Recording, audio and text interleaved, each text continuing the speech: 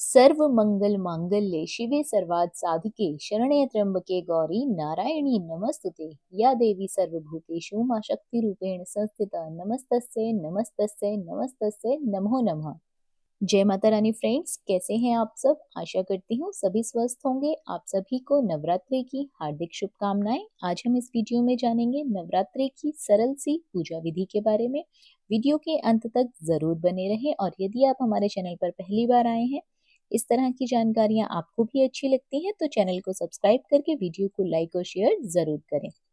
साथ ही bell icon के button को दबाना बिल्कुल ना भूलिए ताकि हमारी आने वाली वीडियोस की नोटिफिकेशन सबसे पहले आपके पास पहुंच सके। दोस्तों, नवरात्रि की चौकी लगाने के लिए आपको एक चौकी लेनी है। आप लकड़ी का पाटा भी ले सकते हैं। उसके ऊपर आसन बिछाकर माँ की प्रतिमा को स्थापित कर दीजिए। फोटो है तो फोटो रख दीजिए।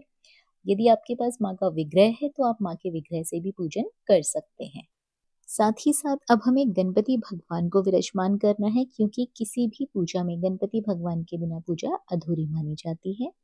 दोस्तों, यदि आप ज्वारे बोते हैं तो ज्वारे को आप मिट्टी में रौंप लीजिए। उसका एक अलग से वीडियो आपको दे दिया गया है, आप वहां पे चेक कर सकते हैं।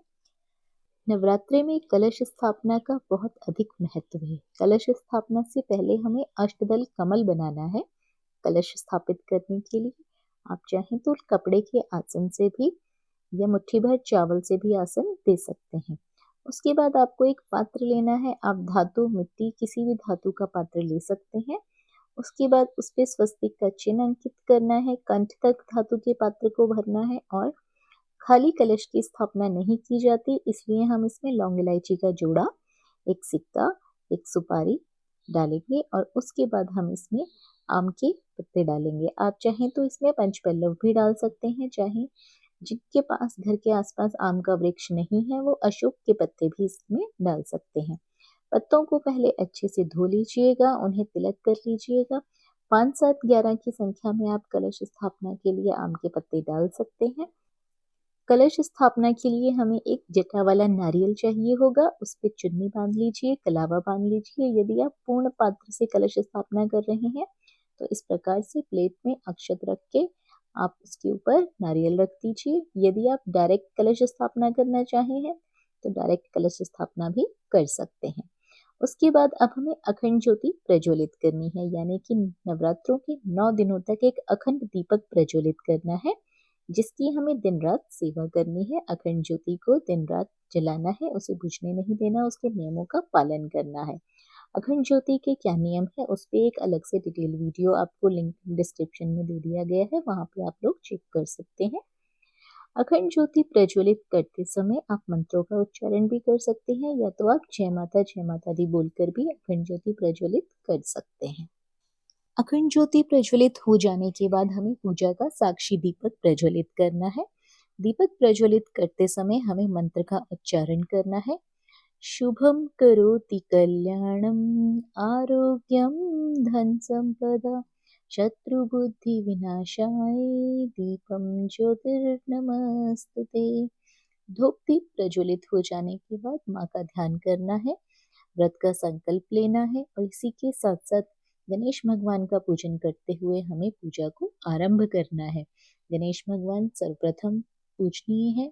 हम उन्हें तिलक करेंगे, अक्षत से तिलक करेंगे, वस्त्र स्वरूप कलावा समर्पित करेंगे, उपवस्त्र स्वरूप जनेऊ समर्पित करेंगे। दोस्तों, गणेश भगवान को पीला जनेऊ समर्पित किया जाता है, तो आप सफेद जनेऊ में हल्का सा हल्दी चंदन लगा के भी समर्पित कर सकते हैं। उन्हें पुष्पमाला समर्पित करेंगे, पुष्प समर्पित करेंगे। गणपति भगवान को हरी दुर्वा बहुत प्रिय है, तो उन्हें हरी दुर्वा भी जरूर समर्पित कर दीजिए। हरी दुर्वा समर्पित करने के बाद गणेश भगवान का ध्यान करते हुए उनसे प्रार्थना कीजिए, हमारे 9 दिन के व्रत को सफल करें, हमारी पूजा को निर्विघ्न संपन्न करें। हम सर्वप्रथम उनका आवाहन करते हुए, उनका ध्यान करते हुए पूजा करेंगे। धूप दीप दिखाने के बाद हमें भोग समर्पित करना है, तो आप ऋतुफल जरूर समर्पित करें। मिष्ठान में आप कोई भी मिठाई समर्पित कर सकते हैं।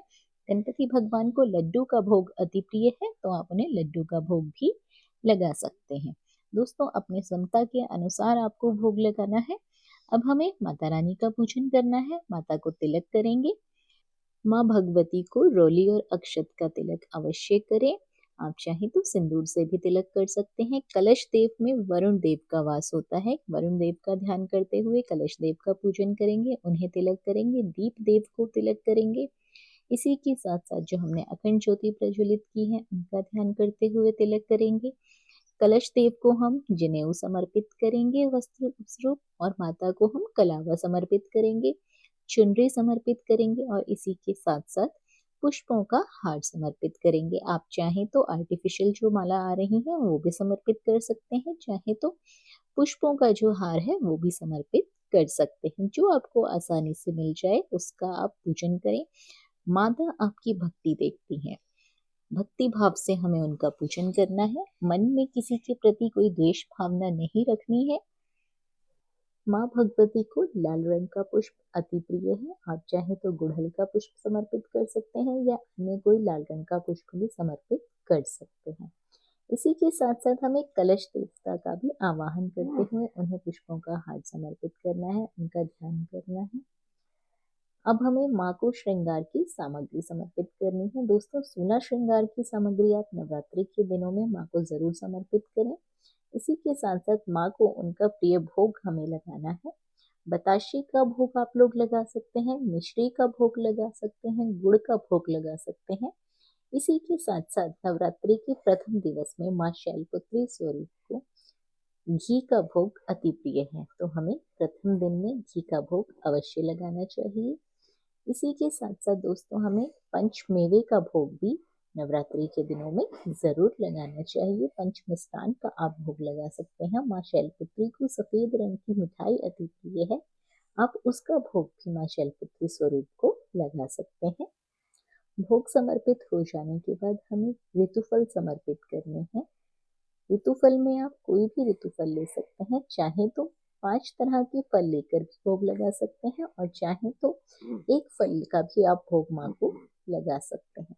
नवरात्रि के दिनों में श्री दुर्गा सप्तशती का पाठ जरूर करना चाहिए, तो हाथों में अक्षत और पुष्प लेके श्री दुर्गा सप्तशती का हम पाठ करेंगे। पाठ खत्म हो जाने के बाद जो हमारे हाथों में अक्षत और पुष्प हैं वो माँ के चरणों में समर्पित करेंगे। इसके बाद हम माँ को दक्षिणा चढ़ाएंगे और माँ से विनती करेंगे कि माँ हमारे व्रत को सफल संपन्न करें। एक छोटा सा लघु हवन हमें प्रतिदिन जरूर करना चाहिए। तो इस प्रकार से छोटी सी हवन कुंडी ले लेंगे, गाय के गोबर का एक कंडा जिसे कि उपला भी कहा जाता है, इसे कपूर की सहायता से हम जला लेंगे। माँ को पान का भोग यानी कि पान का बीड़ा नवरात्रि के दिनों में जरूर चढ़ाना चाहिए। 2 लौंग के जोड़े इस प्रकार से घी में डुबोते हुए हमें हवन कुंड में प्रज्वलित करने हैं, प्रवाहित करने हैं।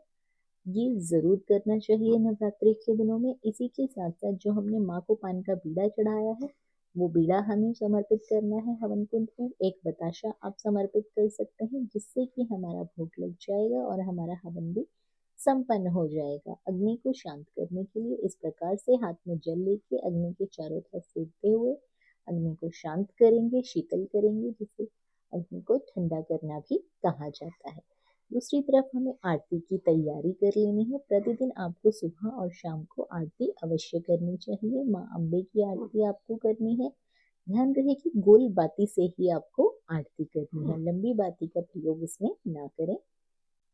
ओम जय अम्बे गौरी मैया जय श्यामा गौरी, तुमको निश दिन ध्यावत। ये आरती दोस्तों आपको सुबह और शाम को माँ अम्बे की करनी है। आरती संपन्न हो जाने के बाद जब आप दीपक को नीचे रखेंगे तो इसको भी आपको शीतल करना है। हाथ में जल लेके इसके चारों तरफ वार के आप इसे शीतल अवश्य कर दीजिए। आरती संपन्न हो जाने के बाद माँ अम्बे से पूजा में हुई गलतियों के लिए क्षमा याचना अवश्य करें। माँ से विनती करें माँ हमारी मनोकामनाओं को पूर्ति करें और सदैव हमारे घर में वास करें, हमारे घर में अन्न धन के भंडारे भरे। यदि हमसे आपकी पूजा में कोई भूल हुई हो तो हमें क्षमा जरूर कर दें। जो प्रसाद आपने माँ अम्बे को भोग लगाया है उसे परिवारजन में बांट लें।